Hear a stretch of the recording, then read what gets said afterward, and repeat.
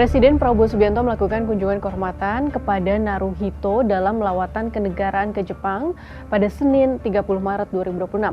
Pertemuan berlangsung hangat dalam suasana jamuan santap siang di mana keduanya berbincang tentang berbagai hal, mulai dari isu-isu strategis terkait hubungan kedua negara hingga obrolan ringan yang mencerminkan kedekatan keduanya. Lantas, apa saja poin-poin pertemuan keduanya dan apa makna politis di balik kunjungan ini?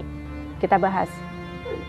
Turut serta dalam kunjungan kenegaraan tersebut Menteri Koordinator Bidang Perekonomian Airlangga Hartarto dan Menteri Luar Negeri Sugiono. Keduanya juga mendampingi Presiden saat santap siang kenegaraan. Mereka duduk berhadapan dengan Presiden Prabowo dan Kaisar Naruhito.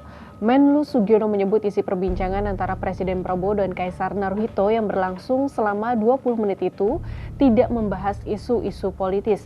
Ia mengatakan tujuan pertemuan lebih menekankan pada upaya mempererat hubungan bilateral dan hubungan people to people.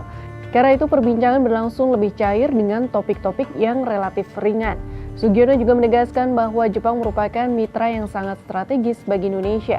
Jepang disebut sebagai salah satu investor terbesar di Indonesia dan dalam sejarahnya merupakan mitra penting bagi Indonesia. Pembicaraan di antara keduanya pun meliputi berbagai hal yang menjadi kepentingan bersama. Meski pemerintah mengklaim pertemuan Presiden Prabowo dengan Kaisar Naruhito hanya bersifat common interest, pandangan menarik disampaikan dosen Departemen Hubungan Internasional Fakultas Ilmu Sosial dan Ilmu Politik atau FISIP Universitas Indonesia, Raden Maisa Yudono. Maisa menilai pertemuan keduanya menyimbolkan kedekatan Indonesia dan Jepang yang telah terjalin lebih dari 50 tahun, sekaligus mempererat hubungan diplomatik di tengah situasi geopolitik global yang tak menentu. Menurut Maisa, kebuntuan geopolitik kerap kali dapat diurai melalui diplomasi bilateral. Yang menilai kunjungan Prabowo kali ini menekankan upaya Indonesia untuk memperdalam kerjasama strategis di bidang ekonomi dan keamanan regional.